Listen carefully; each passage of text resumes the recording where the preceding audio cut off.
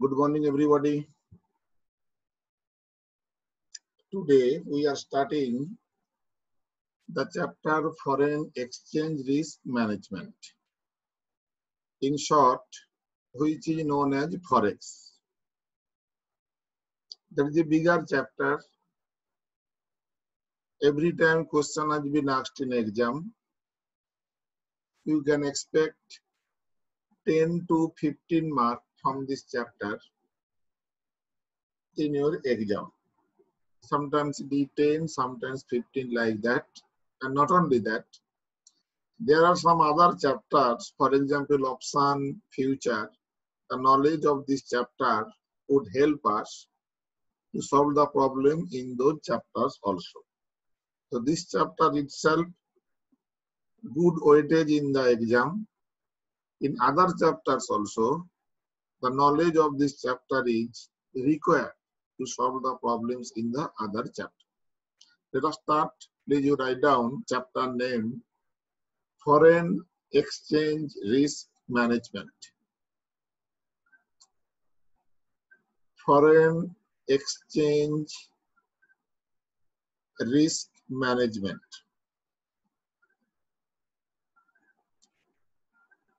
Now, before entering into this chapter, two concepts you would learn. Concept number 1 and concept number 2. And after that, you would learn what is the objectives of this chapter or what we are going to learn in this chapter. The three things would be covered in this session, and from the next session, we would enter into the particular chapter. So today, or in this session, we are doing concept number 1, concept number 2, and what we are going to learn in this particular chapter. In brief, we would understand that one. And in the next session, we would enter into the chapter. Please write down. Write down concept 1. Concept 1. This concept you have to apply almost every problem. So you have to understand this concept properly. Without this concept, you cannot solve not a single problem in this chapter. We have to learn in details this concept, concept number 1. Under this heading, please write down determination of buying rate and selling rate. Determination of buying rate and selling rate. Some quotation should be given. You have to understand at what rate we would buy and at what rate we would sell. How to do that one, that we are learning in this concept, concept number 1, determination of buying rate and selling rate.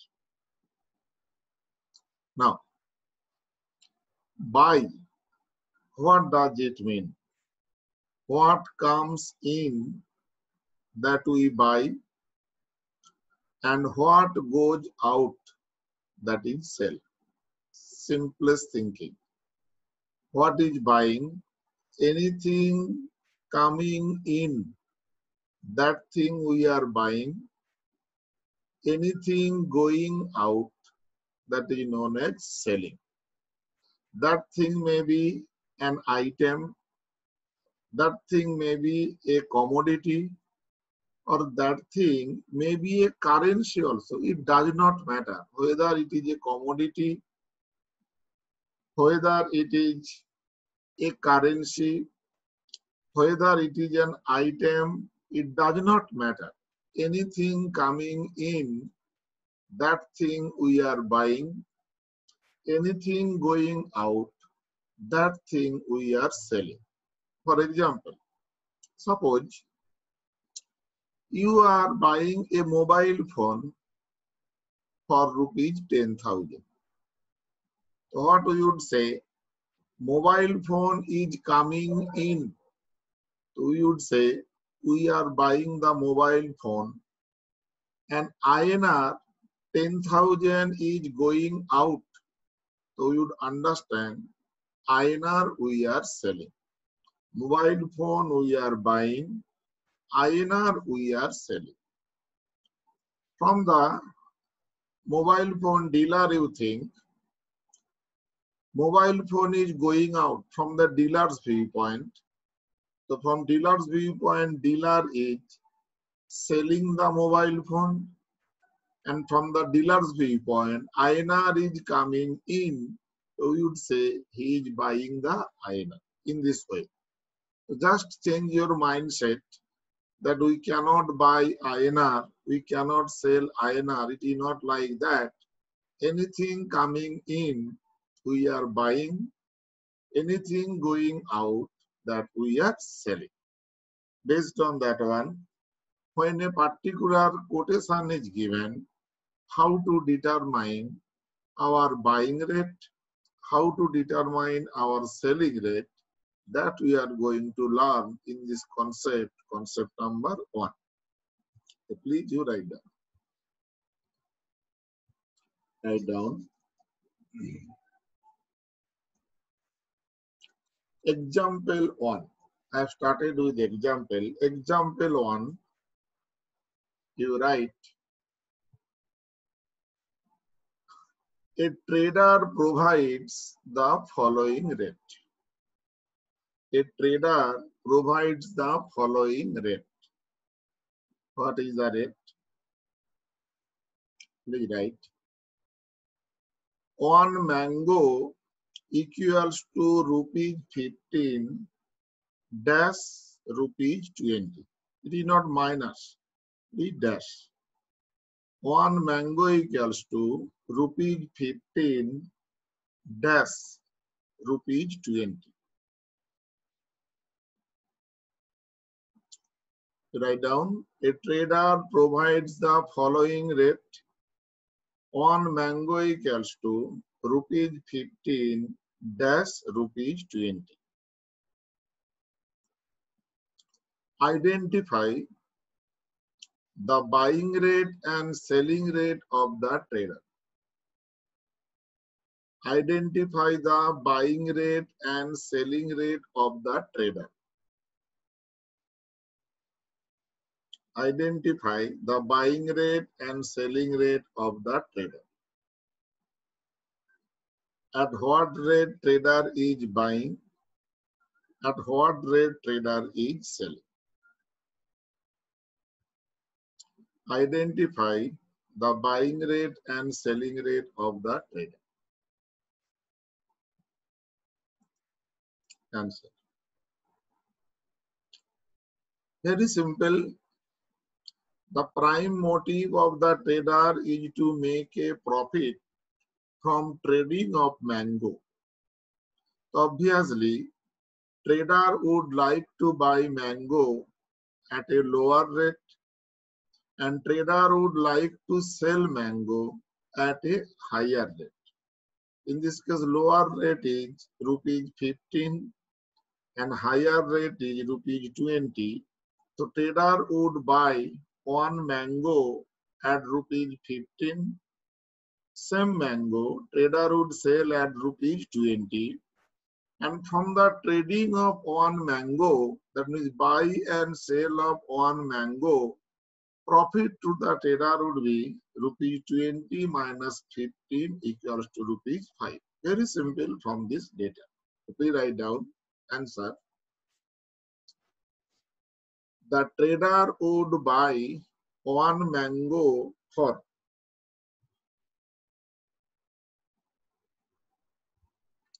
the trader would buy 1 mango for, you see, 2 rates are given, rupees 15 and rupees 20.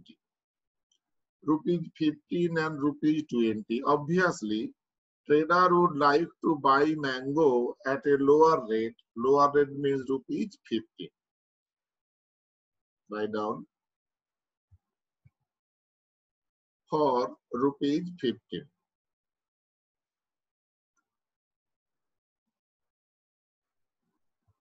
Next line. The trader would sell one mango. The trader would sell one mango for rupees 20. Trader would sell one mango for rupees 20. We can check whether we have done right thing or wrong thing. The prime motive of the trader is to make a profit from trading of mango. It is very clear. One mango he would buy at rupees 15. Same mango he would sell at rupees 20. The profit of the trader would be rupees 20 minus 15 equals to rupees 5. You write down. Next line. From buying and selling one mango,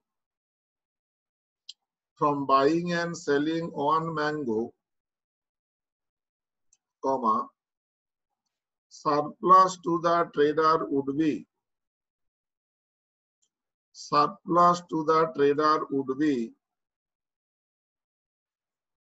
rupees 20 minus 15 equals to rupees 5. Rupees 20 minus 15 equals to rupees 5. Simple example, anybody can understand. Rupees 5.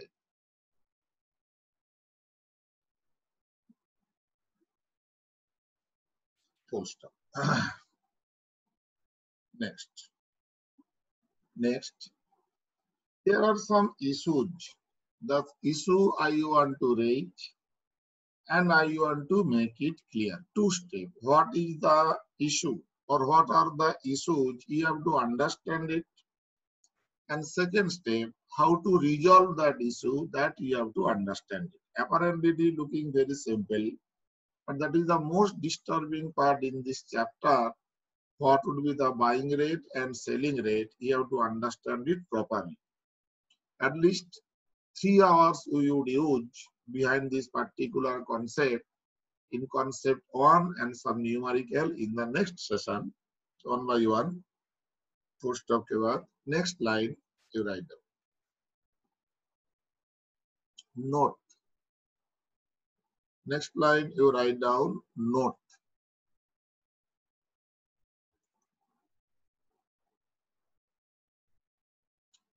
Next line you write down note and you see I want to tell you something.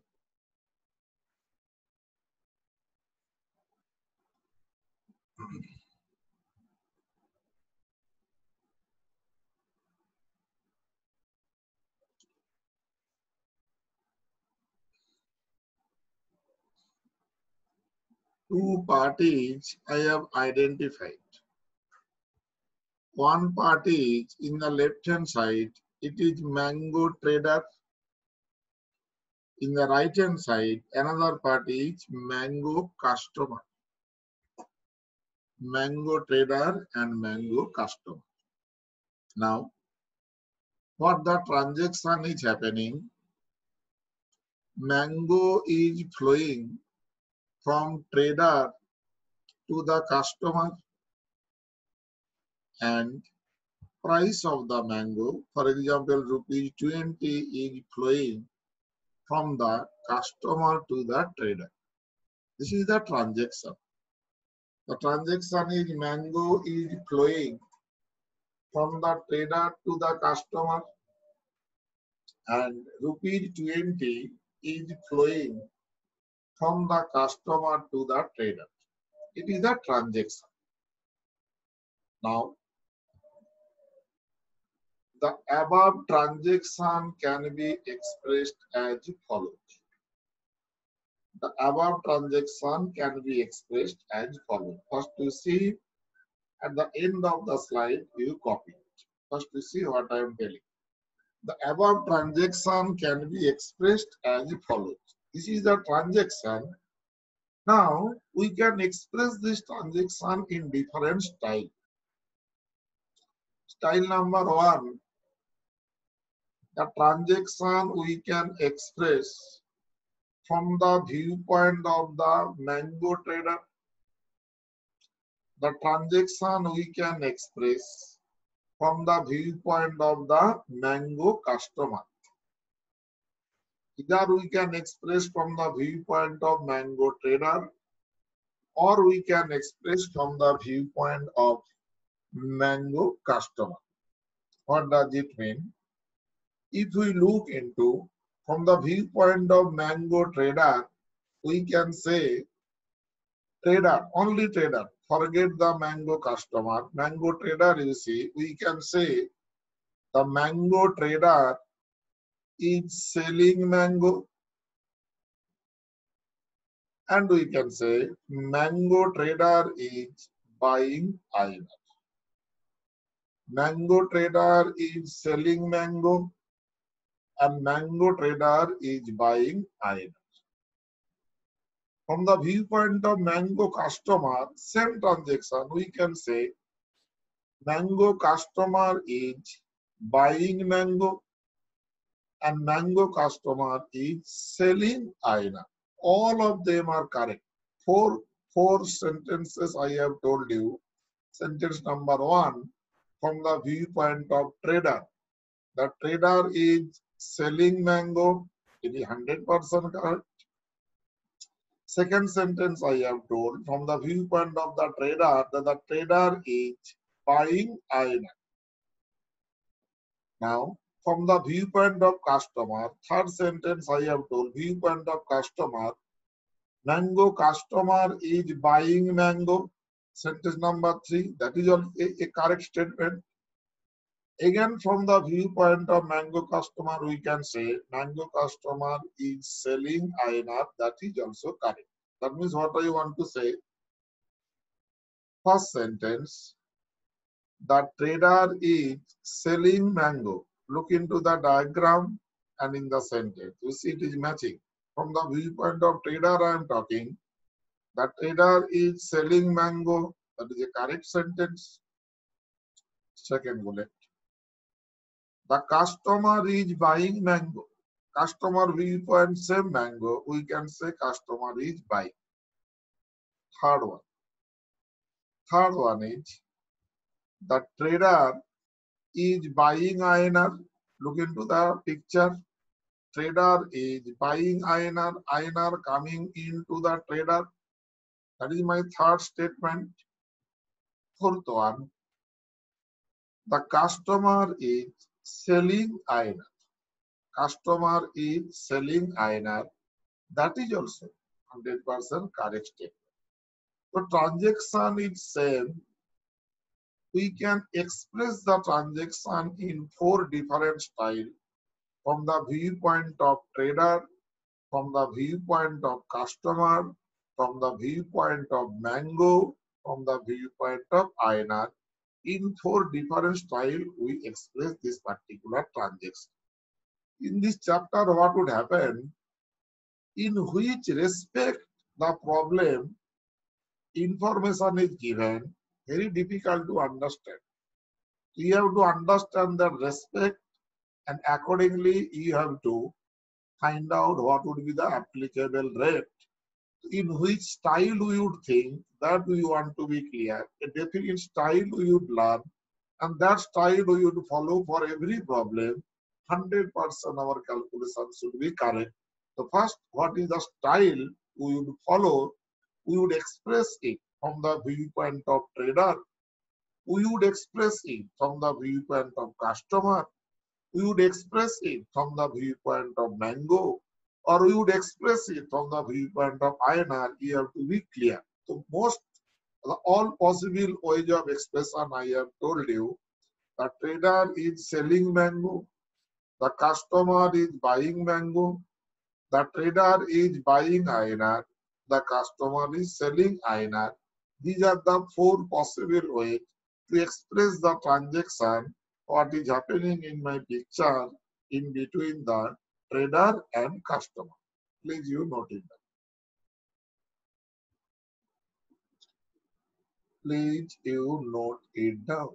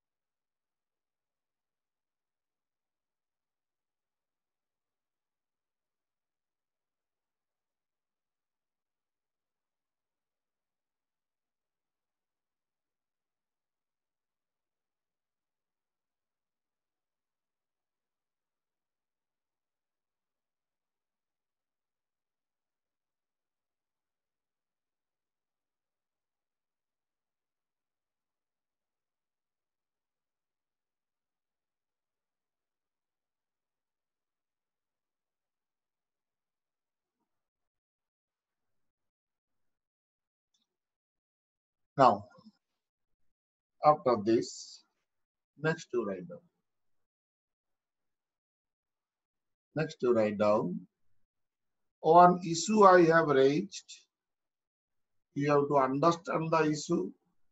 And what is the solution, that also you have to understand. Simply write down. The first question is,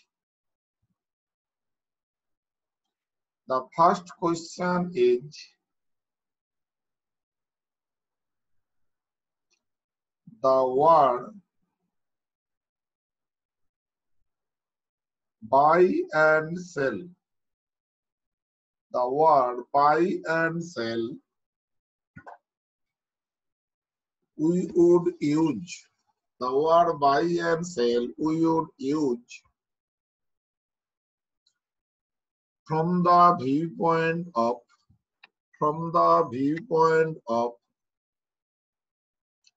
trader or customer.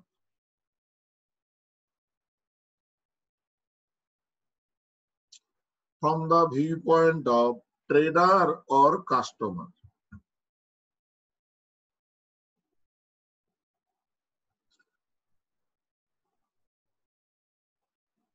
Please write down.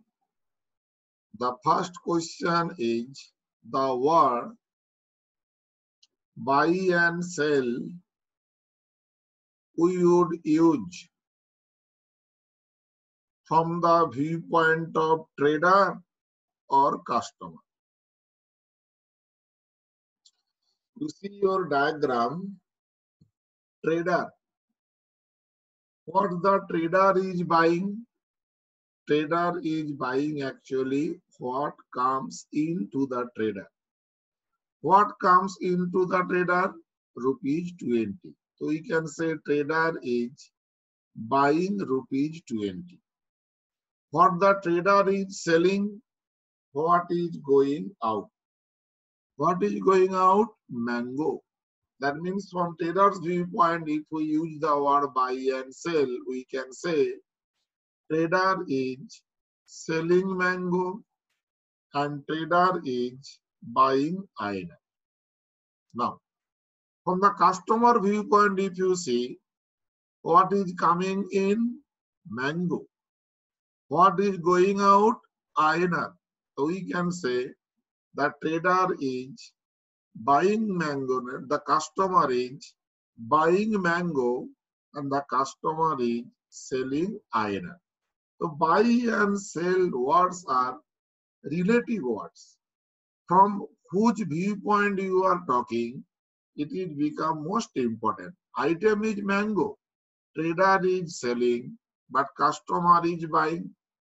Iron 20, customer is selling, trader is buying. So from whose viewpoint we would understand? We would follow a definite rule. For any problem, the rule we would follow. So what we would do, that we are writing now. So please write down after this.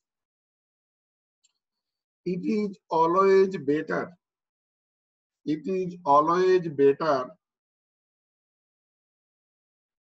It is always better to use the word buy and sell.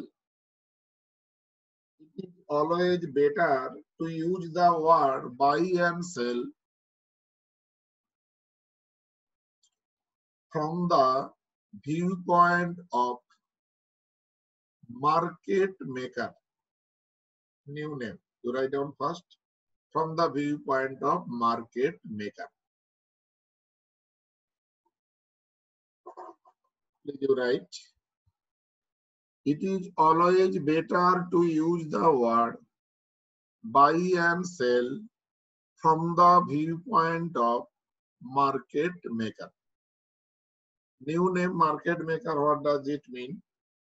After full stop, you write down. Market maker means superior. Market maker means superior. Market maker means superior. Now, who is superior? Common sense you can apply. When you are transacting with a bank, Two parties are you and the bank. Superior would be bank. When bank is transacting with international market, superior would be international market, like that. In this case, trader and customer. Superior means you would understand trader, not the customer. That means the word buy and sell we would use from the viewpoint of the trader to apply our rule, what you would learn after some time. After full stop, you write down. In this case, the transaction is. In this case, the transaction is in between trader and customer. In between trader and customer. Customer always inferior. That is the last party. In this case, the transaction is in between trader and customer. Full stop. The superior would be trader. The superior would be trader. What does it mean? The word buy and sell we would understand from the viewpoint of trader and not from the viewpoint of customer. So please write down next line. So we would use the word buy and sell. The two words. We would use the word buy and sell from the viewpoint of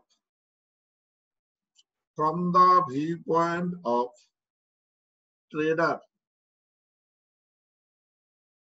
From the viewpoint of trader. We would use the word buy and sell from the viewpoint of trader. Good stuff. You market trader viewpoint. Market trader. The buy and sell we would use from the viewpoint of trader. Trader, you market.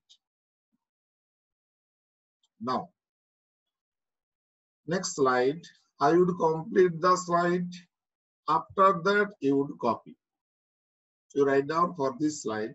After this, it means we would express the transaction.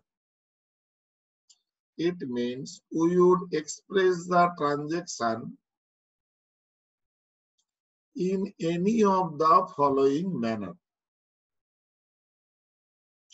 In any of the following manner. You write down this sentence. It means we would express the transaction in any of the following manner.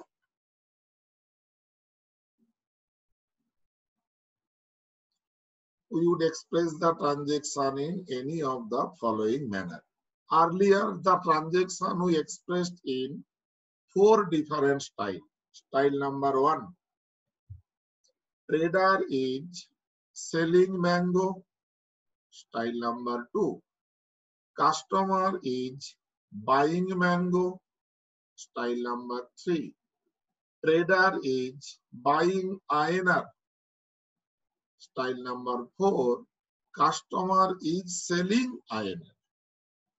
Now, we have concluded that the word buy and sell we would use from the viewpoint of the trader and not from the viewpoint of customer. What does it mean? First to see at the end you copy. These are the 4 styles. Style you see. Trader is selling. Customer is buying.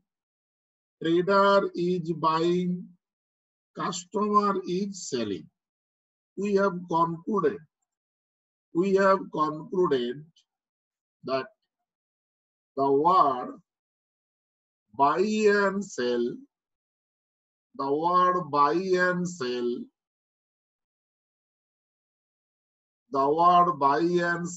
I am highlighting.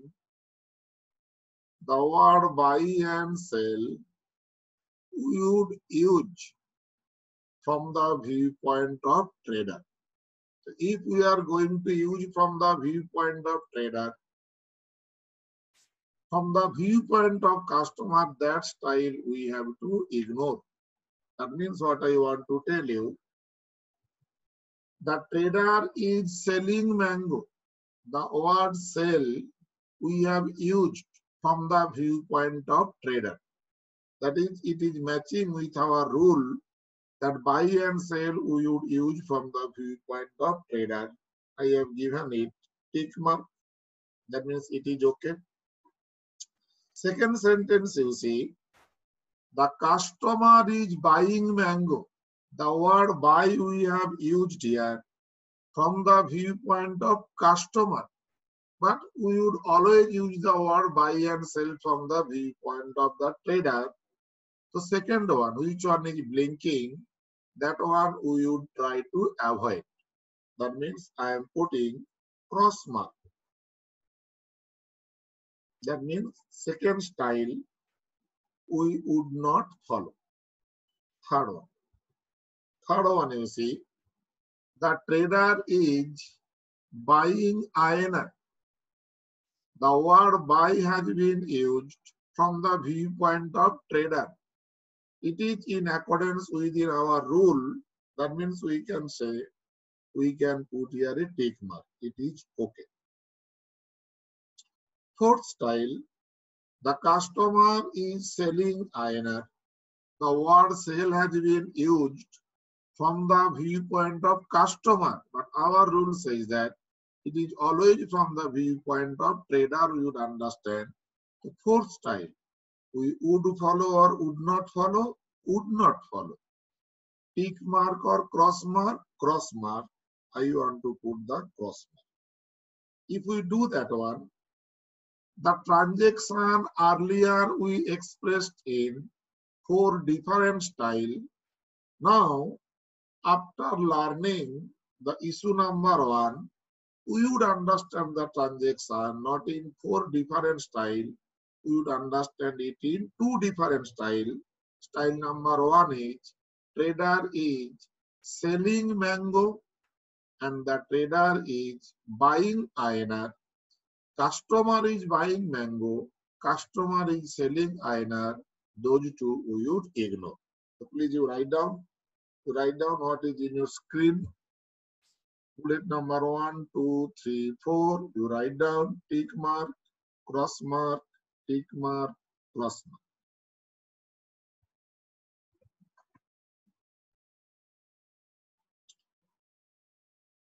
Tick mark, cross mark, tick mark. After writing these 4 sentences, you put properly tick mark and cross mark what is in your screen.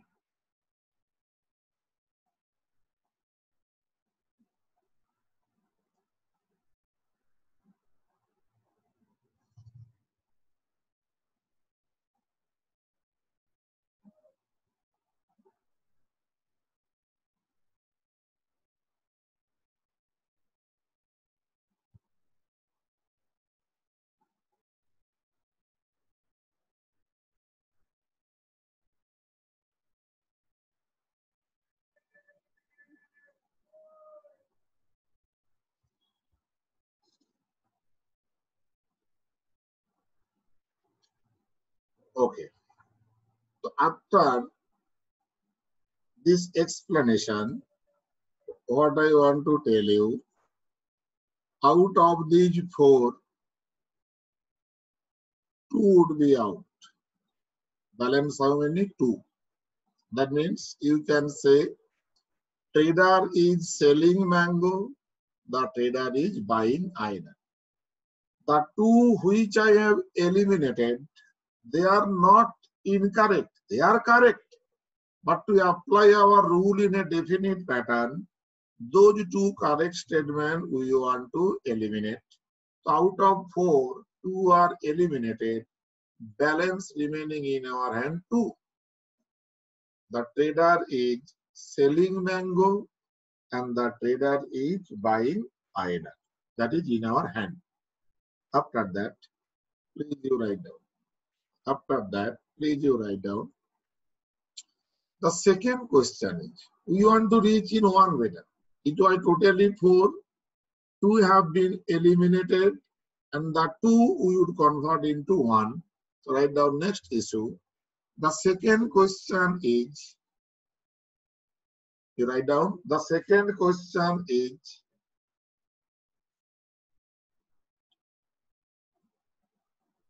we would use the word buy and sell. We would use the word buy and sell from the viewpoint of mango or INR? Question mark. That is my issue.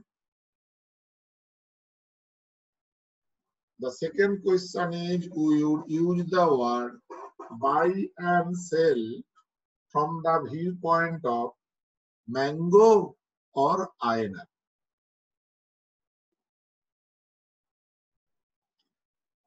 Question mark. What does it mean?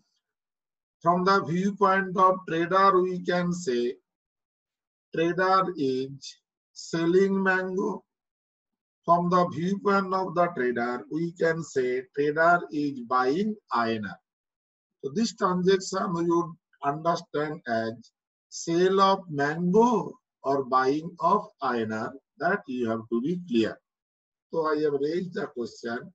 The second question is, we would use the word buy and sell from the viewpoint of mango or INR?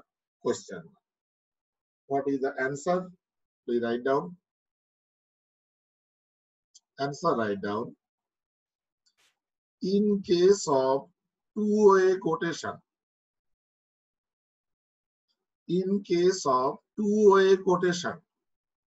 Two-way quotation means a quotation in which there would be two rates. One is the buying rate, other would be selling rate. That kind of quotations are known as two-way quotation. So in case of two-way quotation, comma, it is always better. It is always better to use the word. To use the word buy and sell. To use the word buy and sell from the viewpoint of item. Write down. From the viewpoint of the item,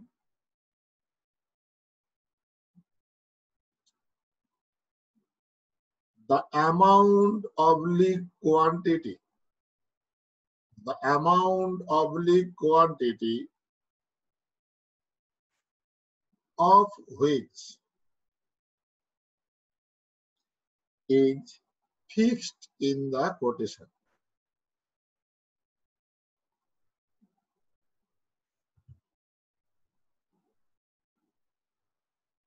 The amount oblique quantity of which is fixed in the quotation.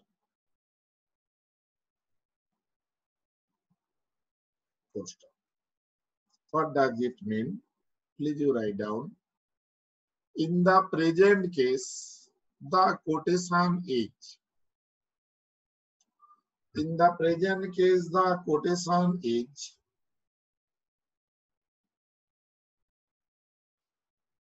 one mango equals to rupees 15 dash rupees 20. You write down. You write down. One mango equals to rupees 15 dash rupees 20. Quotation you see. Two items are there. Item number 1 is mango. Item number 1 is INR. In the quotation you see, the quantity of mango that is remaining fixed. One mango quantity remaining fixed. But INR amount you see, INR amount is changing. 15 and 20. That means you read the line. If you read the line, from the viewpoint of the item, the amount of the quantity of which is fixed in the quotation, quantity of mango remaining fixed, but amount of INR is changing. What does it mean?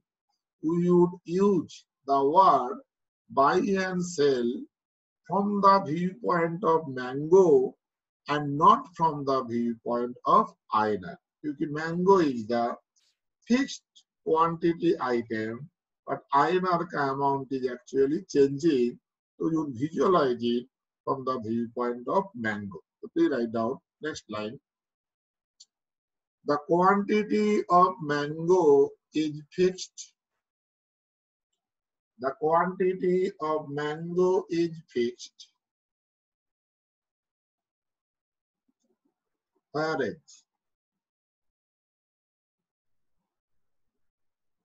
the amount of INR is changing. The quantity of mango is fixed, whereas the amount of INR is changing.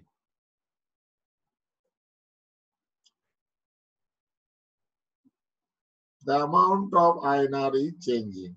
You mark it, the word fixed, you mark the word changing. Now, our rule I want to read again. In case of two-way quotation, it is a two-way quotation, two rates are there. It is always better to use the word buy and sell from the viewpoint of item, the amount of the quantity of which is fixed in the quotation. The quantity of mango is fixed. The amount of INR is changing. That means buy or sell, whatever may be, we would use from the viewpoint of mango and not from the viewpoint of INR. You write down next line. So we would use the word buy and sell from the viewpoint of mango. We would use the word buy and sell from the viewpoint of mango.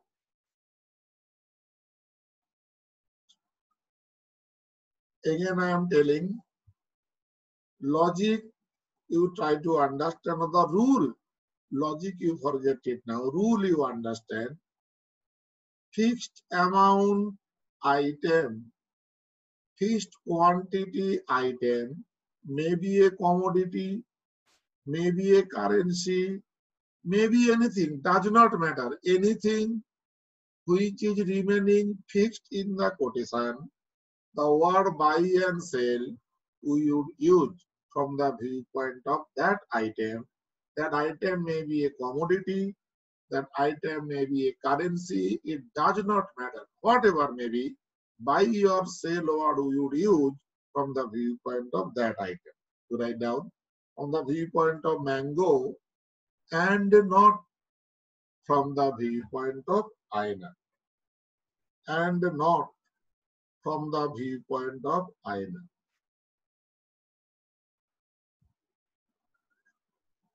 And not from the viewpoint of INR.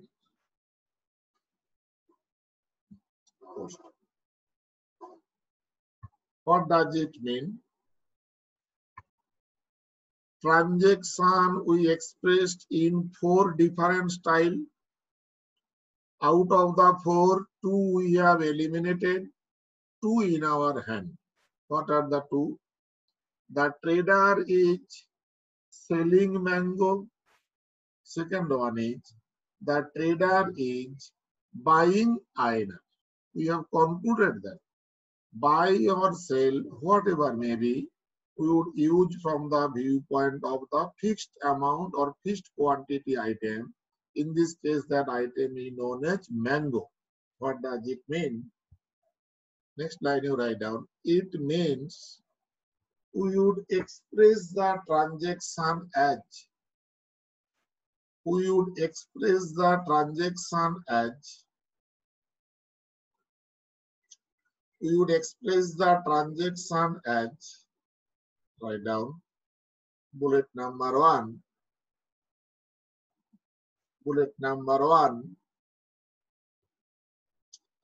the trader is selling mango.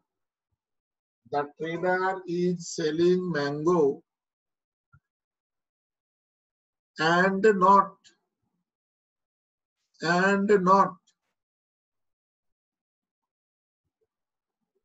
second bullet, and not, second bullet,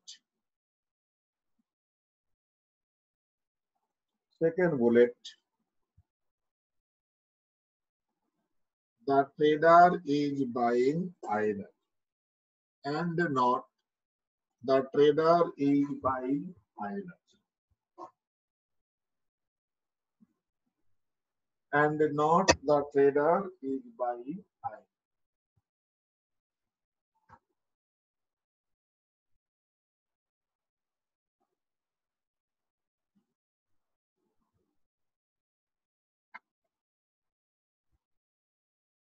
And not, the trader is buying either.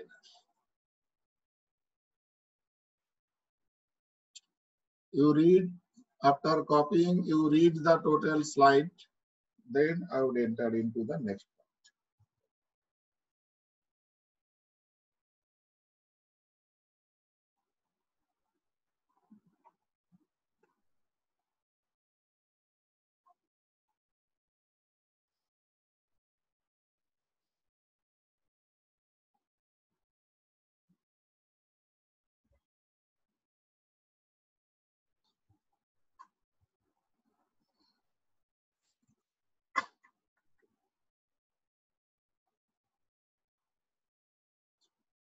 Now, suppose you need not copy it, just to see what I am telling. Suppose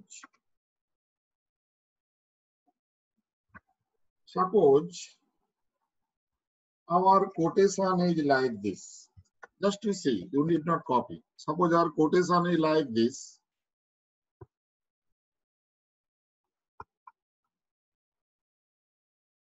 Rupees 100 equals to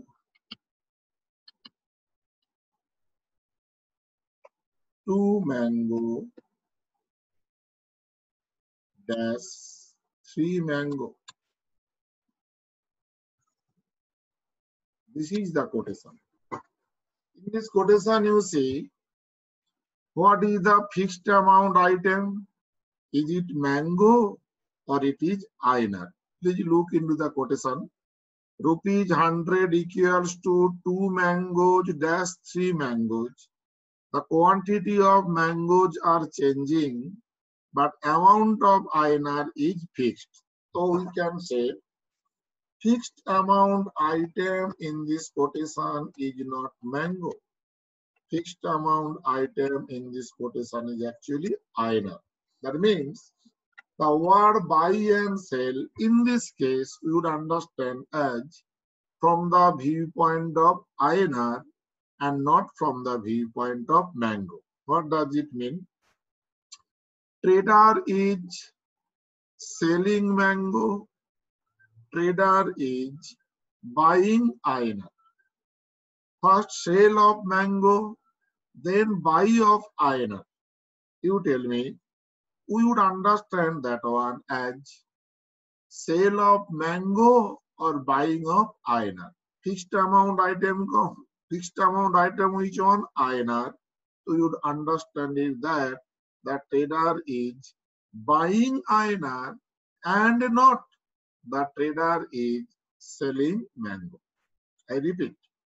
Suppose the quotation is not 1 mango equals to rupees 15-20. Quotation is rupees 100 equals to 2 mango dash 3 mango.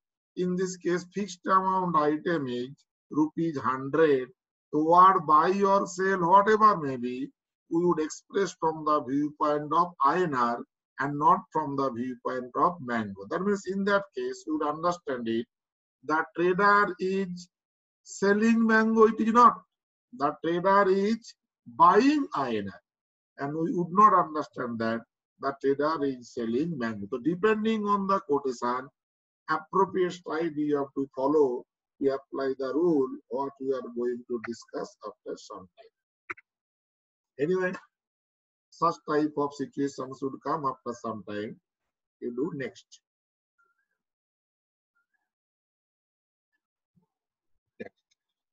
The third question I have raised. Please write down. The third question is, what would be? The third question is, what would be buying rate and selling rate of the trader? Because buy and sell we would use from the viewpoint of trader. Buy and sell we would use from the viewpoint of the fixed amount item. Fixed amount item and trader. Trader and fixed amount item. Fixed amount item and trader. Trader and fixed amount item. Forget what customer is doing. Forget what variable item is doing. Two things you have to identify, trader and fixed amount item, that we have learned in issue number 1 and issue number 2. Now issue number 3 write down. The third question is, what would be buying rate and selling rate of trader? What would be buying rate and selling rate of trader? What would be buying rate and selling rate of trader? Very simple. Prime motive of the trader is to make profit. Obviously, buying rate would be lower rate or higher rate, lower rate, and selling rate would be the higher rate. So please write down. The prime motive of the trader is to make profit. Is to make profit from trading. The prime motive of the trader is to make profit from trading.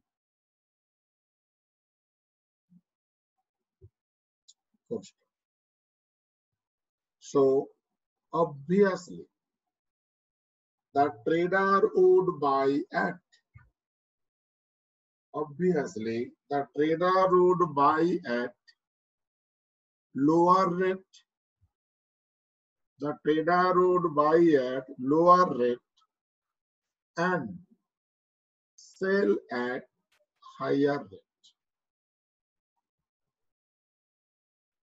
Trader would buy at lower rate and sell at higher rate. Full stop.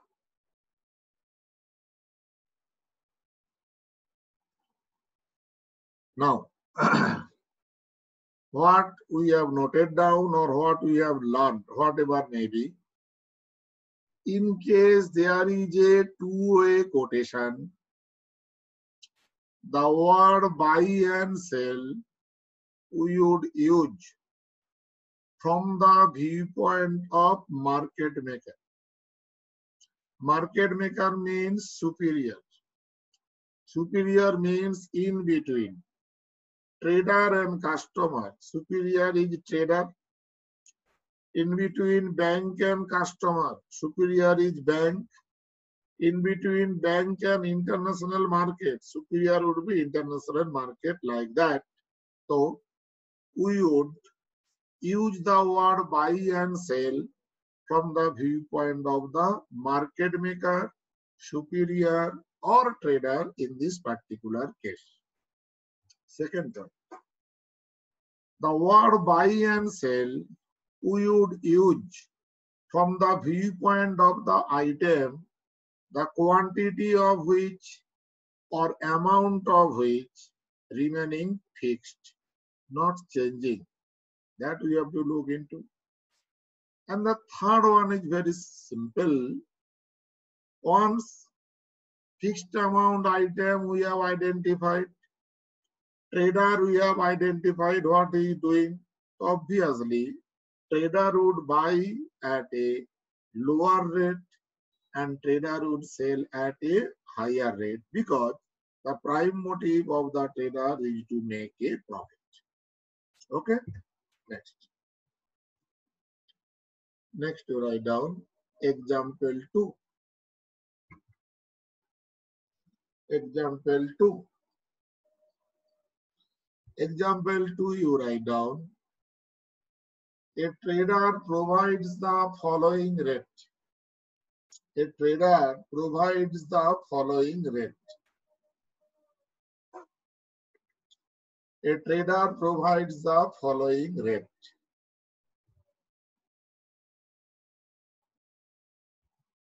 Rate you write down. Rupees 100 equals to 2 mangoes dash 3 mangoes.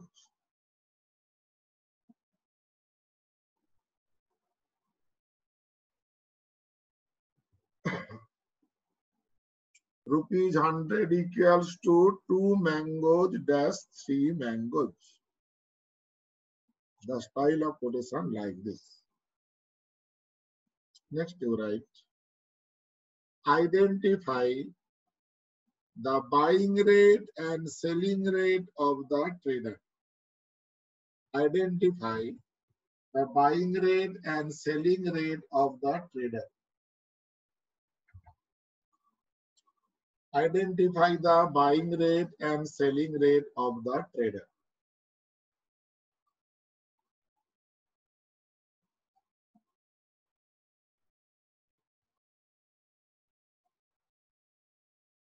Write down answer. Answer you write down. Answer. It is the quotation. You see, what is my fixed quantity or fixed amount item? Look into the quotation, it is blinking. We have noted down in this slide, it is blinking. You did not copy it, we have done already. So you see, INR is changing or quantity of mangoes are changing. Obviously, the red indicates that quantity of mangoes are changing, INR amount remaining fixed. The fixed amount item would be not mango. Fixed amount item would be rupees 100. I hope you got my point. The word buy and sell we would use from the viewpoint of INR and not from the viewpoint of mango, because in this quotation INR is remaining fixed. Write down for answer. The trader would buy, I have kept blank, dash for dash. The trader would buy dash for dash. The word buy, the word sell, always we would use from the viewpoint of item which is remaining fixed in the quotation. In this quotation, fixed is not mangoes. Fixed is which one? Rupees 100. So the trader would buy, you write down, rupees 100. The trader would buy rupees 100 for rupees 100 for, be careful, buy. You tell me trader would buy at a lower rate or higher rate? Sir, obviously lower rate. Lower rate is 2 or 3, 2. You write down for 2 mangoes. Trader would buy rupees 100 for 2 mangoes. Next line. The trader would sell dash for dash. The trader would sell dash for dash. Sell. Word buy and sell we would use from the viewpoint of the item which is remaining fixed in the quotation, and that is rupees 100. So the trader would sell, to write down, rupees 100 for 3 mangoes. Trader would sell rupees 100 for 3 mangoes.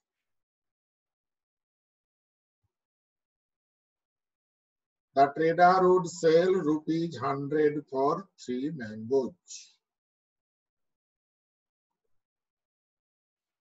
It is application of the rule what we have understood. The question is, this rule is correct or not correct? I want to justify it. For justification, you see,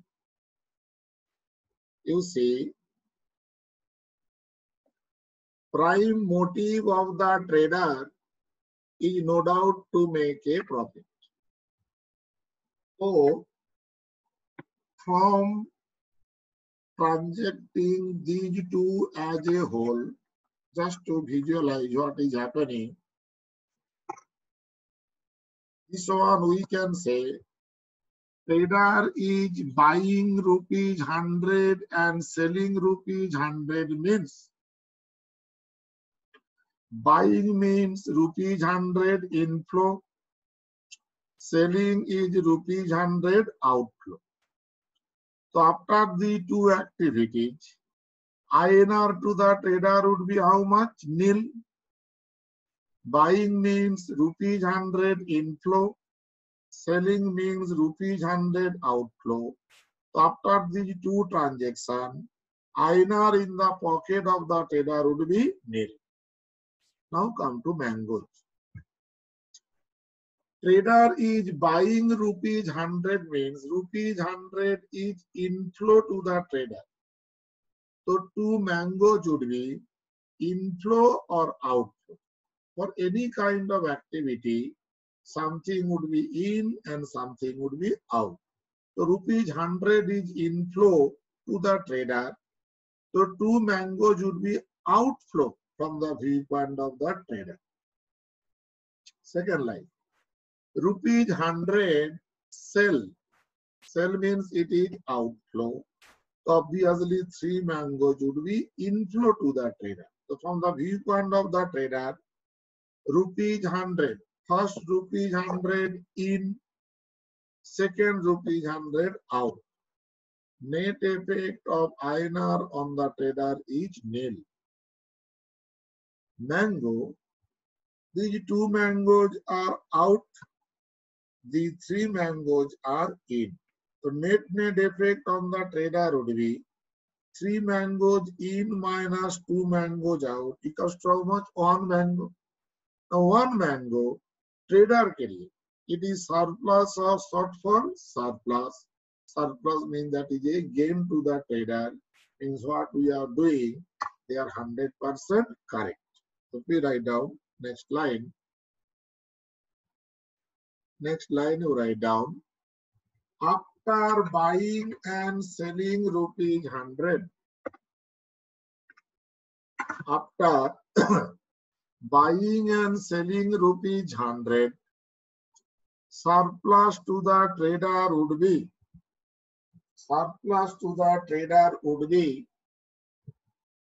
I repeat what I want to tell you, I repeat,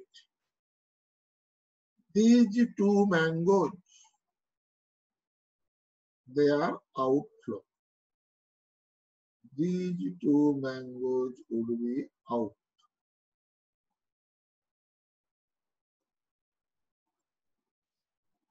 These 3 mangoes would be in from the viewpoint of trader I am talking. From the viewpoint of trader, they would be in. So, net effect of mango on the trader would be 3 in and 2 out. Means 1 mango would be surplus to the trader. So, write down, surplus to the trader would be 3 minus 2 mangoes equals to 1 mango. Just I justified you that our rule would give you a surplus. Our rule would give you a profit. Always it would happen. I justified just that one mango.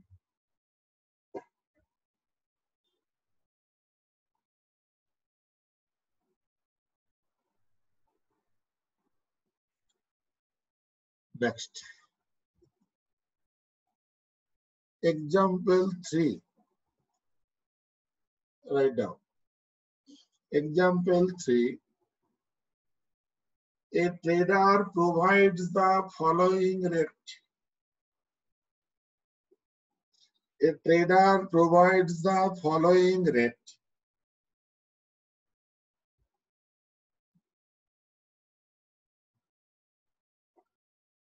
Write the rate. 2 books equals to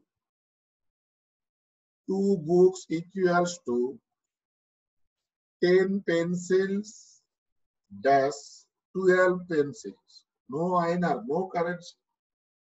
2 books equals to 10 pencils dash 12 pencils. Identify the buying rate and selling rate of the trader. Identify the buying rate and selling rate of the trader. Identify the buying rate and selling rate of the trader. You have to identify.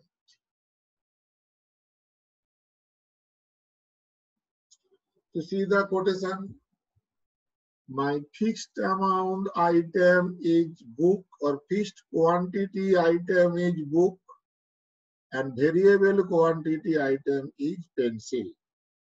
So the word buy, the word sell, we would use from the viewpoint of the books and not from the viewpoint of the pencils. This is because the quantity of books remaining fixed, the quantity of pencils are changing. So you would use the word buy and sell from the viewpoint of the books because books is our fixed amount, fixed quantity item. So write down answer. Answer write down. The trader would buy. Your rate is blinking. You see, which one is the fixed quantity item? Books. So we would use the word buy and sell from the viewpoint of books. Write down. The trader would buy. In the blank, it would be 2 books. It is fixed quantity item. 2 books for. You see, trader is buying. Trader is buying. Trader is buying. That means the applicable rate would be lower or higher rate. So buying means always it would be lower. So lower means 10 pencil and 12 pencil. Lower would be which one? 10 pencils. So write down for 10 pencils. For 10 pencils. Next line. The trader would sell dash for dash. The trader would sell dash for dash. Again. Trader would sell. The word buy and sell we would use from the viewpoint of the fixed quantity item. In this case, fixed quantity item means 2 books or sell means lower rate or higher rate, higher rate. Higher rate means it would be almost 12 pencils. 12 pencils.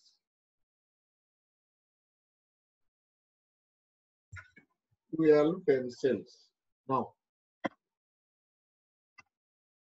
you see,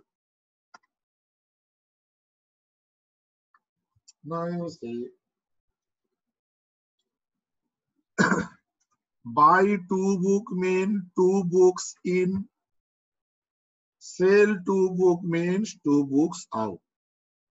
The net effect of books on the trader would be nil. What I want to tell you, net effect on the trader, it would be nil. This one. You can understand now. 2 books are in means 10 pencil would be out. 2 books out means 12 pencils would be in. So net impact of pencils on the trader would be 12 pencils minus 10 pencils. So net impact would be in how many pencils actually? 2 pencils. It would be 2 pencils. It would be the surplus to the trader. You see, if you apply our rule, always we are giving surplus to the trader. So we write down next line. After buying and selling 2 books, after buying and selling 2 books, comma, surplus to the trader would be, surplus to the trader would be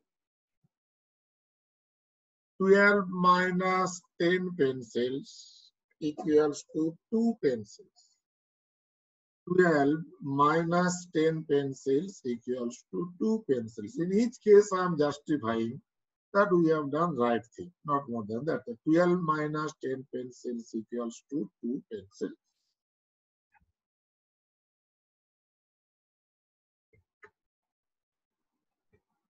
Twelve minus 10 pencils equals to 2 pencils.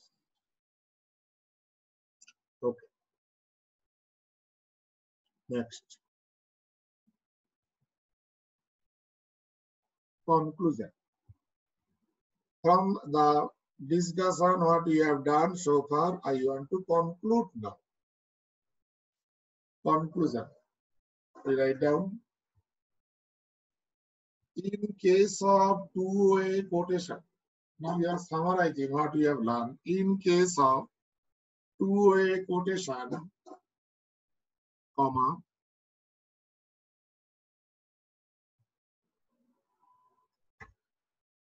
bullet number 1.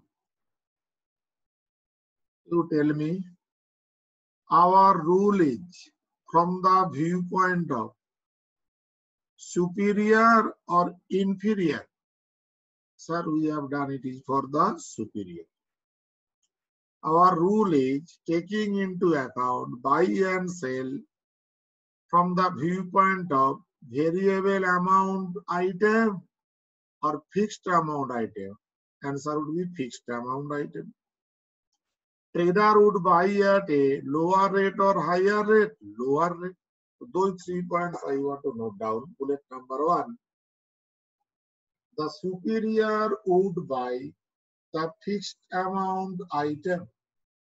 Item may be a commodity, item may be a currency, does not matter. The superior would buy the fixed amount item at lower rate.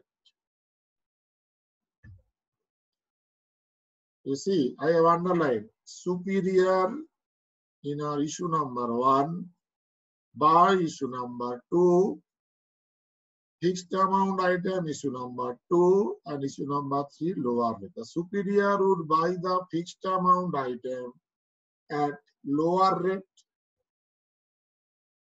And second bullet automatic. The superior would sell the fixed amount item at higher rate. The superior would sell the fixed amount item at higher rate.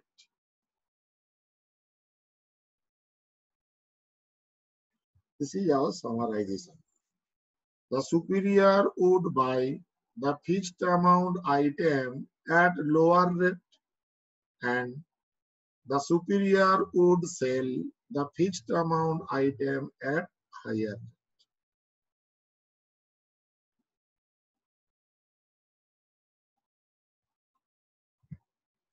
So whenever there is a transaction, you have to identify who is superior.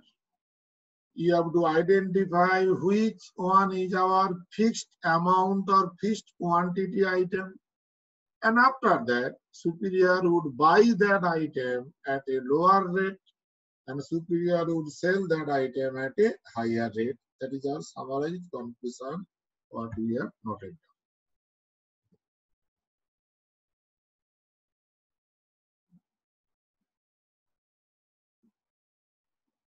What we have noted.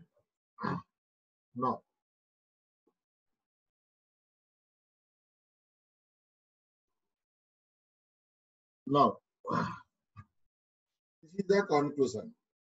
The superior would buy the fixed amount item at lower rate. Obviously, the superior would sell the fixed amount item at higher rate. Next. Next, you write down example 4. Example 4. Write down, Mr. X is an importer. Mr. X is an importer.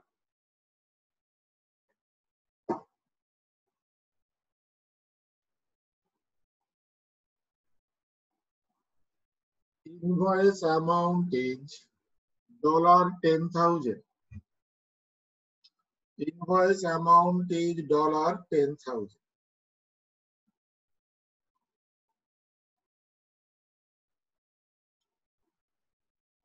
Bank has quoted the following. Bank has quoted the following. Bank has quoted the following. लिखे $1 equals to INR 70 dash INR 72. INR 70 dash INR 72. Find out the cost of import to Mr. X in INR. Find out the cost of import to Mr. X in INR.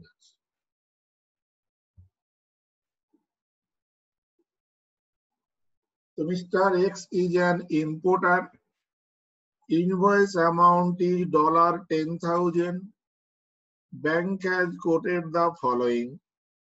$1 equals to INR 70 dash INR 72.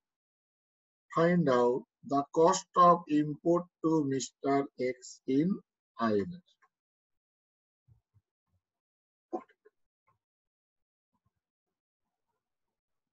Let us see. Write down solution. Solution. First you see at the end you copy. 3 parties I have identified. Mr. X, supplier of Mr. X, from whom X has imported, suppliers of Mr. X, and the another party is bank. X is in the middle. The left hand side I have done supplier, right hand side I have done bank. Anyway, now importer. So something would come from supplier to X. What is that something? It would be goods. And for that purpose, X has to pay to supplier. Invoice has been prepared in dollar. So X has to pay in dollar. So it would be dollar. Now, X is an Indian company. X does not have dollar, but X has actually INR. So what would happen? X has to approach to the bank. In that approach, for the payment of the dollar to the supplier, for this dollar, X has to buy dollar from the bank. That means from bank to X, flow would be dollar.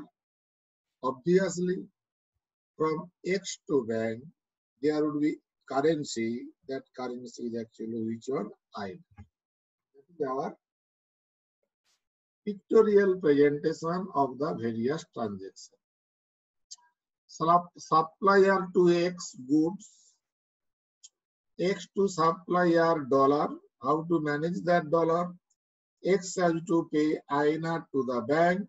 Customer would pay dollar to X. In this way, the transaction took place. Now, what is our issue? Our issue is we have to find out appropriate rate. That means we are interested for the transaction in between X and bank. X and bank, we are actually interested.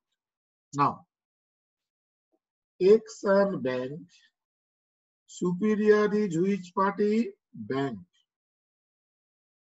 That means you have to look into bank, what bank is doing. Bank is doing two things. Bank is buying INR, bank is selling dollar. The word buy and sell we would use from the viewpoint of the fixed amount currency. If you see the quotation you see at the corner, quotation you see left hand side upper corner. In the quotation you tell me which one is the fixed amount item. It is dollar or INR. If you see the quote, INR amount is changing, dollar amount is remaining same. The fixed amount item would be dollar. So you have to concentrate in the diagram superior, you have to concentrate in the diagram dollar. Other part of the diagram you need not see. What you can do a tick mark like that. You can do a tick mark like that. You can do a tick mark. What is a tick mark? Bank, you can make a tick mark. And dollar, you can make a tick mark. Now everything clear. What would happen? You tell me, bank is buying dollar or bank is selling dollar. Look into the diagram. Bank is buying dollar or bank is selling dollar. The diagram suggests that bank is selling dollar. If bank is selling dollar, applicable rate would be lower rate or higher rate. So bank is selling dollar means rate would be higher rate. Higher rate means applicable rate would be INR 72. That means bullet number 1 I have written superior. That is bank is selling fixed amount item, that is dollar. So the applicable rate would be higher rate. $1 equals to INR 72. So cost of import to Mr. X in INR would be equals to INR 72 into 10,000, $10,000 customer has to buy from the bank, and that should be equals to INR 7,20,000. Total this slide you copy, only this rate you need not copy, rate you have already copied. For the purpose of explanation that I have told here, that rate you need not write. You can write or you may not write also. But this total presentation you do, blinking you cannot do. For the blinking, you can make the tick mark. Superior tick mark, fixed amount item tick mark. Then you see buying or selling. Buying at a lower rate, that should be higher rate. In this way, that will be 7,20,000. Please you copy it.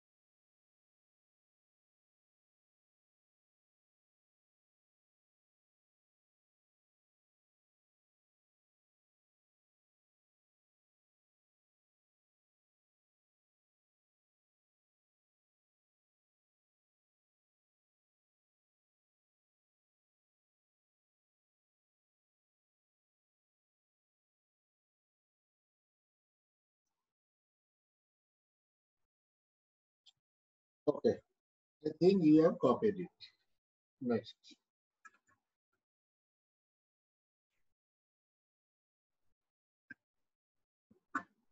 Next. Next, you write down example 5. Mr. Y is an exporter. Mr. Y is an exporter. Full stop.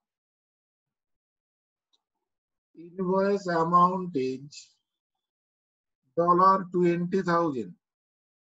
Invoice amount is $20,000. Bank has quoted the following. Bank has quoted the following. INR 100 equals to $1.2 dash $1.3. INR 100 equals to $1.2 dash $1.3. Find out the export value in INR. Find out the export value in INR. Find out the export value in INR.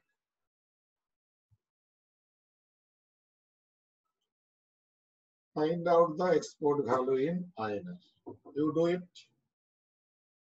You do it. First, you draw the diagram. Next, you answer in the same fashion what I have done. Don't try to do any shortcut. Do not jump to get the ultimate solution. The diagram what I have done in the last problem, last example. In this example, you draw the diagram and the similar style, bullet number 1, bullet number 2, and next your answer. You write down in the similar fashion. I am giving you 6 minute time.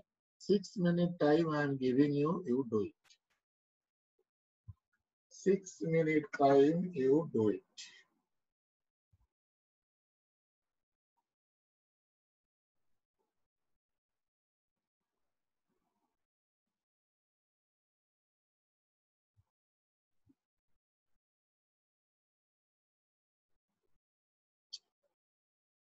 Six-minute time, you do it.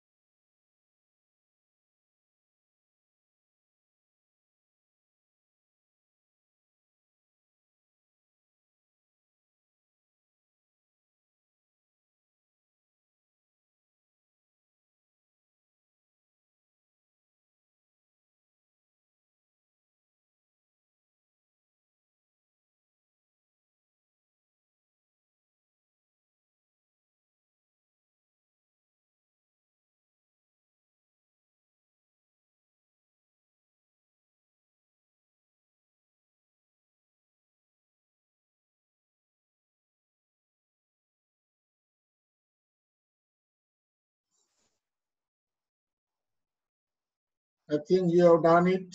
Let us see.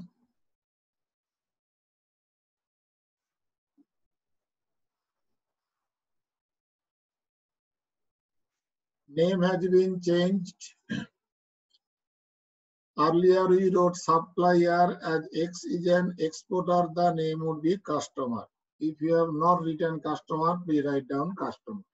Customer X and bank.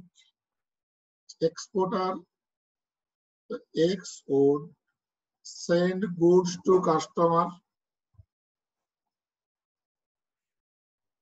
X would receive from customer dollar. That dollar would be delivered to the bank, and bank would give to Mr. X which currency INR. It is my diagram. You check your diagram arrow sign. Carefully you see your arrow sign.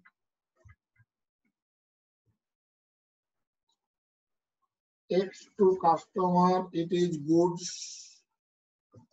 Customer to X, it is dollar. X to bank, it would be dollar. Bank to X would be INR. Now, quotation to explain, I have represented here also. INR 100 equals to rupee dollar 1.2 slash, there is a typing mistake. It would be dollar 1.3. Dollar 1.2 dash dollar 1.3. It will be dollar 1.3. Now, X and bank. Superior would be which party? Bank. You can make a tick mark. You can make a tick mark on bank. Bank is superior. You can make tick mark. Then fixed amount currency is, look into the quotation, fixed amount currency is INR. You can make tick mark on INR. This is a printing mistake. It would not be INR, it would be actually dollar. It is dollar. Dollar. You see, superior is bank, fixed amount item is INR. I'm linking this one. Now tell me, superior, that is bank, is buying or selling INR. So the diagram says bank is selling INR. As bank is selling INR, applicable rate would be higher rate. Applicable rate would be higher rate. I written that one. Superior. Bank is selling fixed amount item, that is INR. So the applicable rate would be higher rate. Higher means 1.2 and 1.3. Higher would be 1.3. So INR 100 equals to dollar 1.3. So value of export to Mr. Y. This name is Mr. Y I have given. This name you can change Mr. Y. That name you can do, it is Y. It is Y, not X. Y name I have given Y. That you give it Y. So the value of export to Mr. Y in INR would be, rate you see, INR 100 equals to dollar 1.3. So dollar 1 should be equals to INR 100 divided by 1.3. INR 100 divided by 1.3, that will be rate for $1. How much dollar to be transacted? 20,000. So into 20,000, and that should be equals to INR 15,38,461. 15,38,461. Just this box better, it would not be X, it would be Y. It would be Y, other things are same. This rate you need not write here, you have write earlier. Dollar 1.2 dash dollar 1.3. And solution would be like this: 15,38,461. This one I'm explaining again. INR 100 equals to $1.3 means $1 equals to INR 100 by 1.3. INR 100 by 1.3, it is rate for $1. We are transacting $20,000 into 20,000 equals to INR 15,38,461. 15,38,461.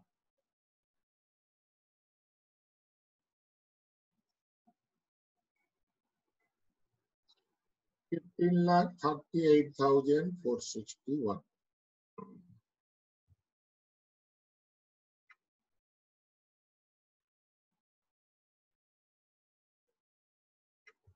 Next you write down concept 2. Concept 2 you write down. Concept 2. Concept 1 we have learned how to identify buying rate and selling rate. Concept 2 now we are going to learn. Write down how much to deposit today. How much to deposit today to get a fixed amount in the future. How much to deposit today to get a fixed amount in the future.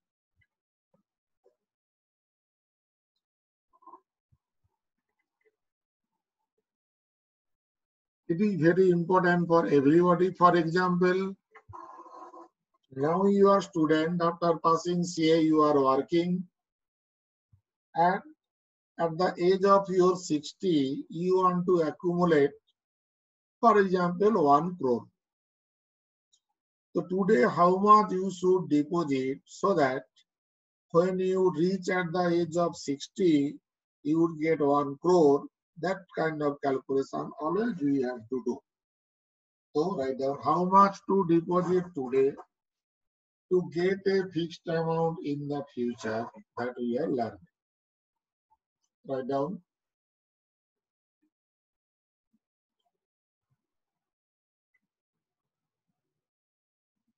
Mr. X is an importer. Mr. X is an importer.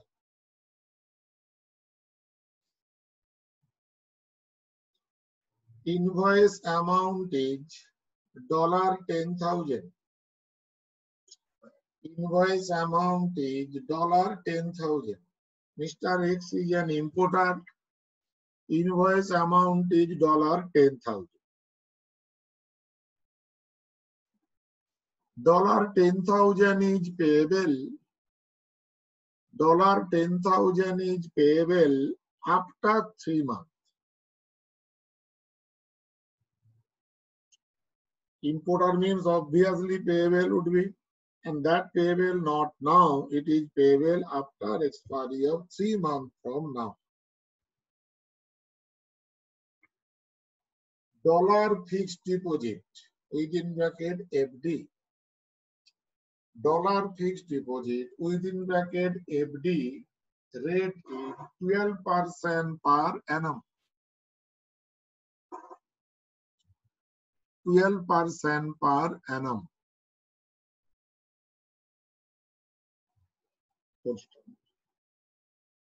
Determine amount of dollar FD to be made. Determine amount of dollar FD to be made by Mr. X today in this regard. Determine amount of dollar FD to be made by Mr. X today in this regard.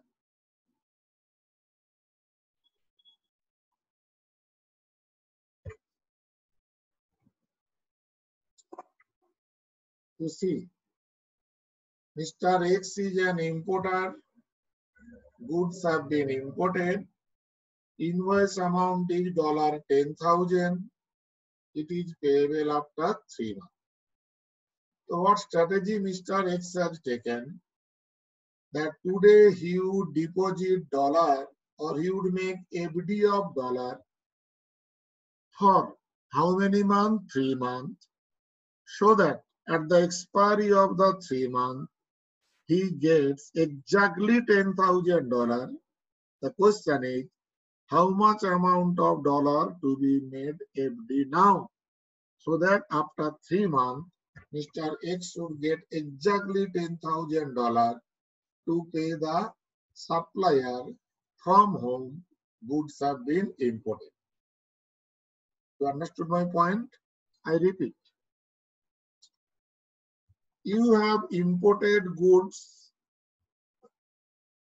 Invoice amount is $10,000. $10,000 you have to pay at the expiry of 3 months. You have done a planning. What is the planning? Today, some amount of dollar you would make FD at the rate of 12% per annum for a period of 3 months, so that at the expiry of 3 months, your maturity value of FD would be exactly $10,000, which you can pay to your supplier. They are asking how much amount of FD to be made by Mr. X today in this regard. Please write down how to proceed. Okay. Let us assume that let us assume that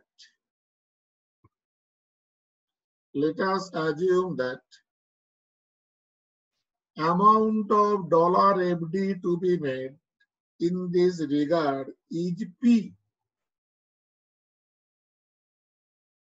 Amount of dollar FD to be made in this regard is P. P amount of dollar we have to make FD. Okay. So we can write the following. So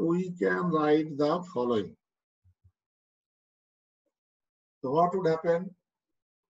The amount P which we have made FD plus interest for 3 months, that should be exactly equals to how much? $10,000. That means we can write P, what we have made FD now, plus interest on P. It would be P into 12% into the 12% per annum, but we are making FD for 3 months. So 3 divided by 12, you see, it is our deposited amount and that is our interest amount. Deposited amount plus interest amount, that should be equals to how much? 10,000. Implies that if you calculate 1.03p equals to 10,000, implies that P equals to 10,000 divided by 1.03. 10% divided, sorry, 10,000 divided by 1.03. If you calculate, you would get the amount. So whatever may be, this is the amount. 10,000 divided by 1.03 is to be deposited by Mr. X today, so that after 3 months, maturity value of the FD would be exactly $10,000. But I want to tell you something else. Okay. First to see at the end you copy. 10,000 divided by 1.03, if we see, it is similar to nothing but PV of 10,000 10,000 divided by 1.03 is nothing but PV of 10,000. So what conclusion we can draw? In general, we can write like that. It means to get a fixed amount in the future, today we have to deposit. Today we have to deposit. How much to deposit? PV of the target fixed amount. In this case, target fixed amount is $10,000. 10,000 by 1.03 means PV of the target amount. PV of the target fixed amount. For the calculation of PV, always there is a headache. What would be applicable discounting rate? In this case, discounting rate is better 3% for 3 months.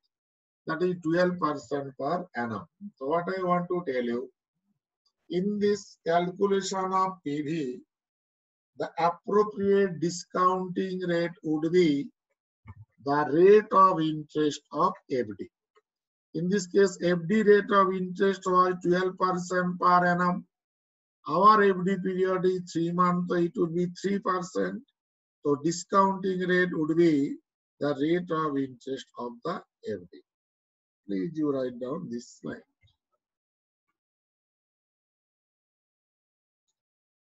Please you note it down this slide.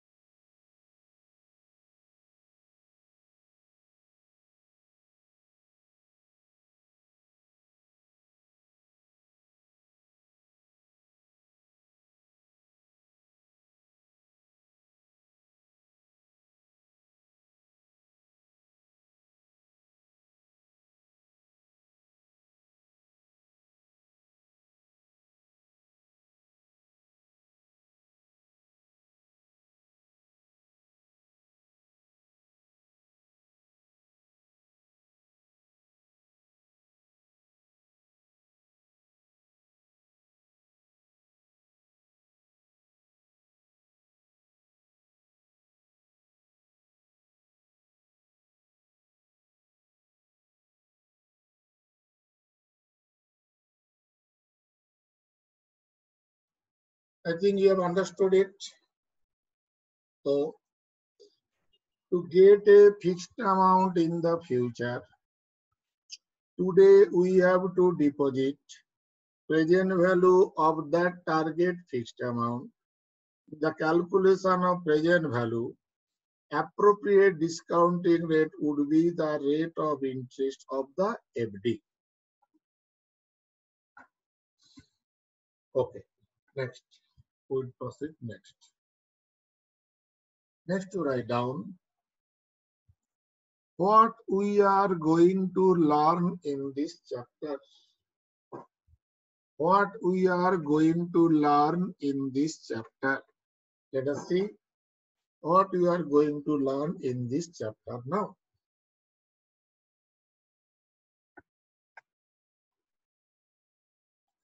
What we are going to learn in this chapter. I know. Basically, we would learn the following two in this chapter.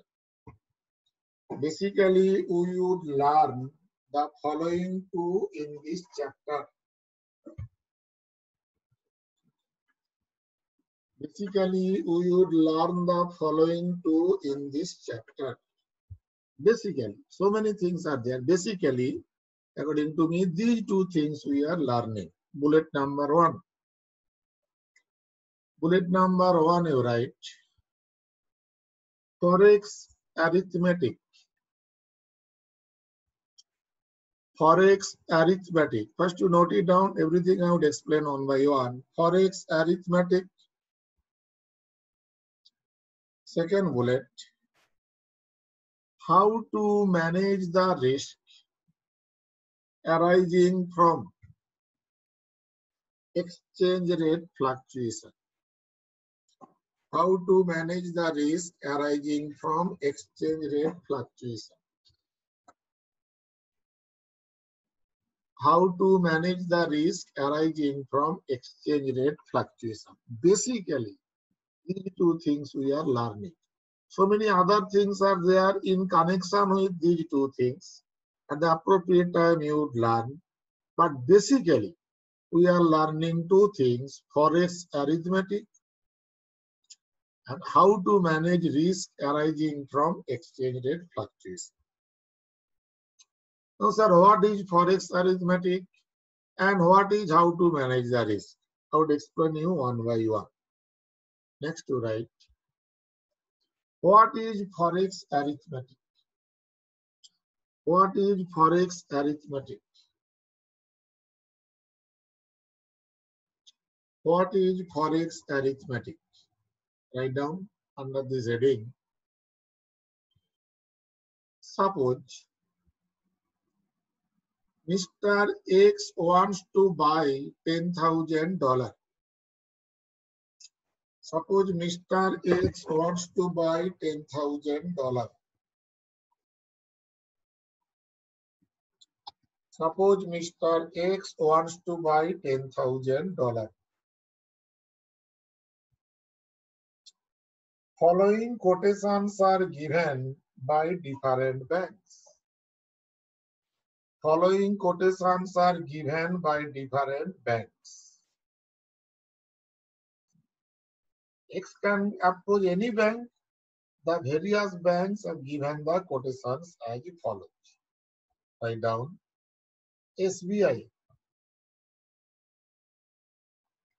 $1 equals to ₹75.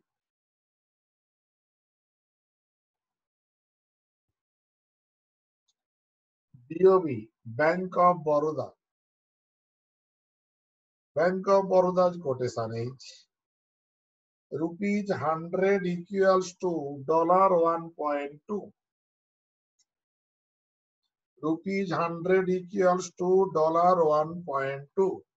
Is the quotation of Bank of Baroda. Okay. HDFC Bank. $1 equals to ₹74-76.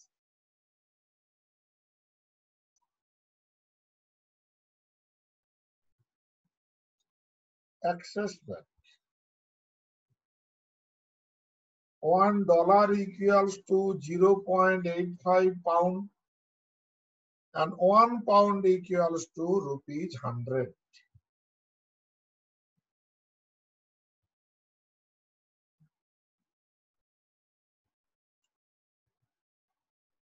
₹100.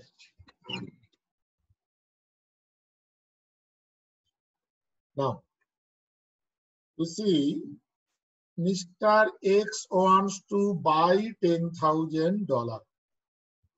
That means he would like minimum rate for $1. He is buying dollar.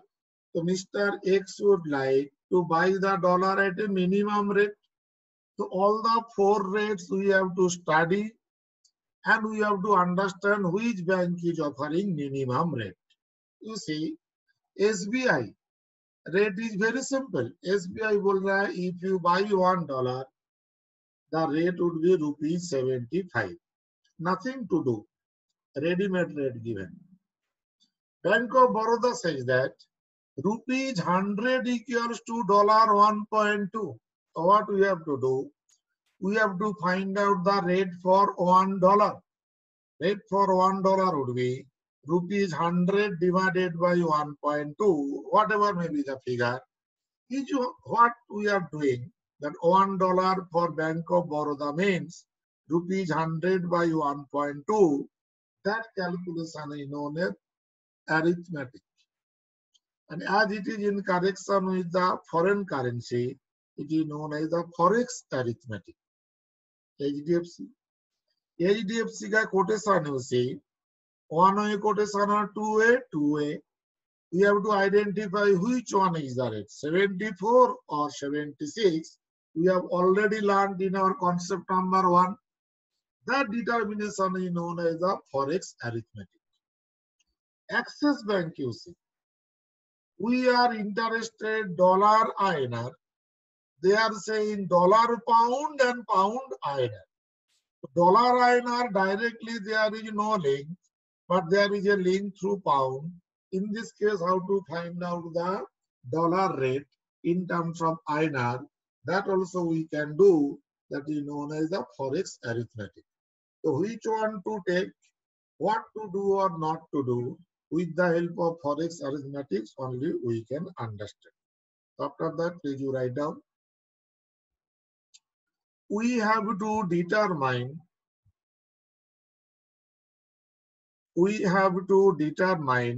comma, Mr. X should prefer which bank?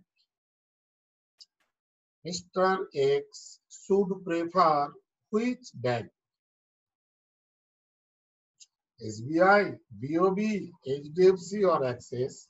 Answer is, before decision making, we have to do some arithmetic, and that arithmetic is known as the Forex arithmetic. Okay. It is known as Forex arithmetic. Which rate, what to do, what not to do, we will do with the help of the Forex arithmetic.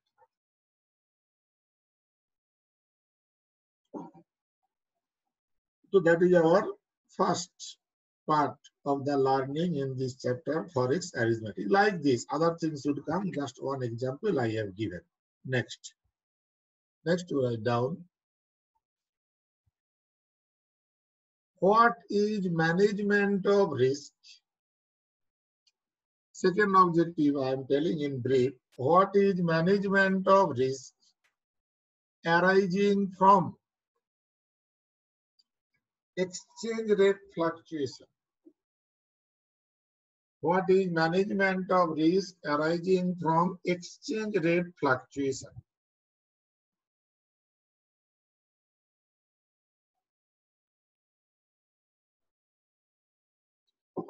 What is management of risk arising from exchange rate fluctuation? Let us try to understand.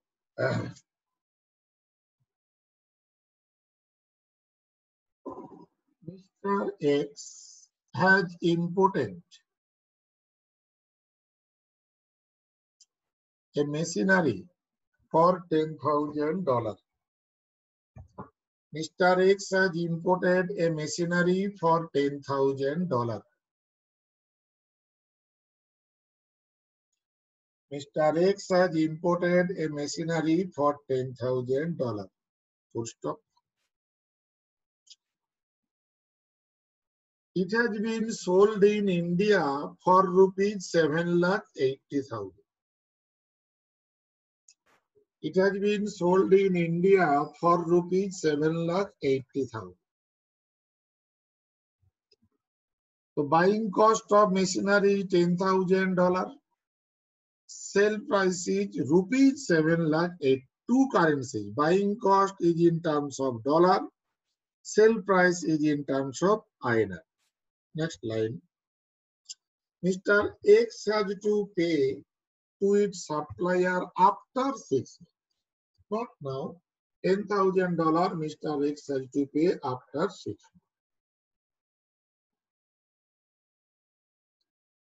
months. Mr. X has to pay to its supplier after 6 months. Full stop. Mr. X has decided that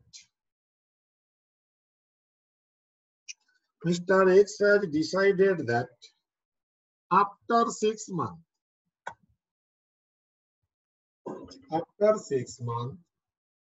he would buy dollar from the bank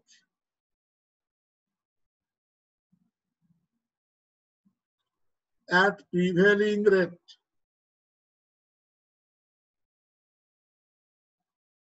and would pay to the supplier.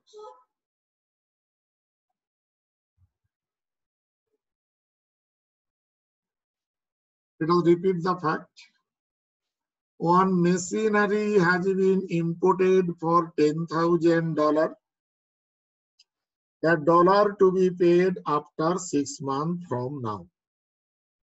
That machinery has been sold in India for rupees 7,80,000. Mr. X has made a plan. Dollar to be paid after 6 months. So do nothing now. At the expiry of 6 months, he would buy dollar from the bank, and that dollar he would pay to the supplier of the machinery. These are the facts. Next line. So payoff of Mr. X would be, beta payoff means profitability. It may be a profit or it may be a loss. Whatever, positive है तो profit. If it is negative, that is a loss. That we say as a payoff. So payoff of Mr. X would be,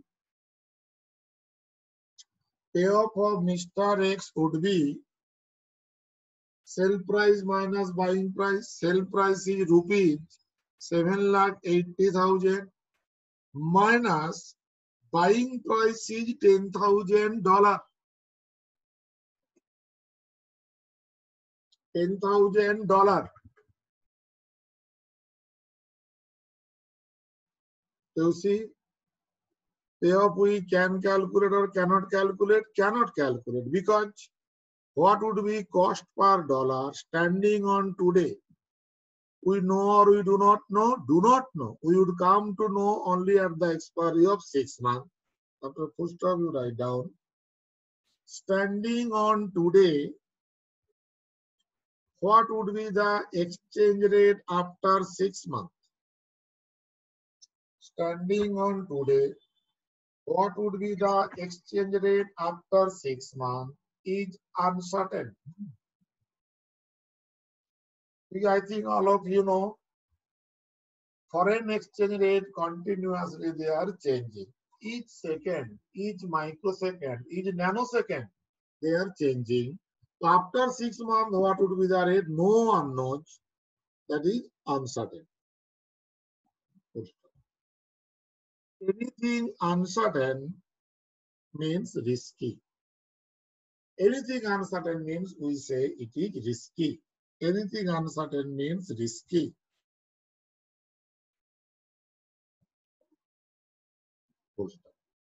If anything uncertain, can we take a good decision? No.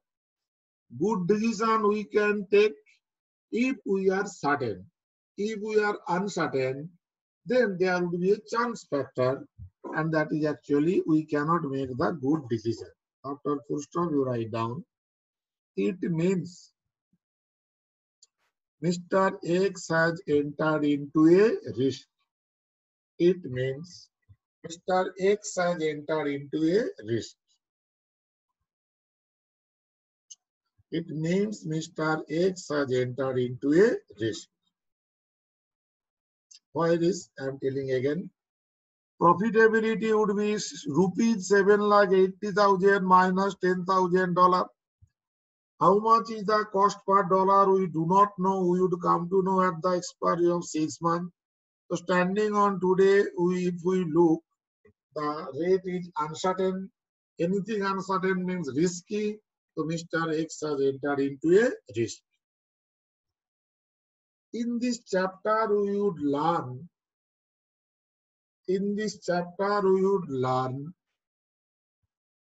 How to manage the risk. In this chapter, we would learn how to manage the risk, that is, how to convert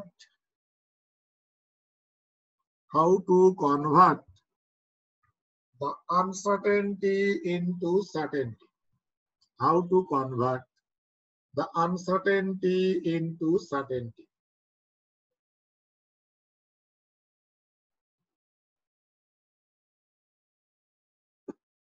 Such conversion from uncertainty into certainty, that is known as the risk management.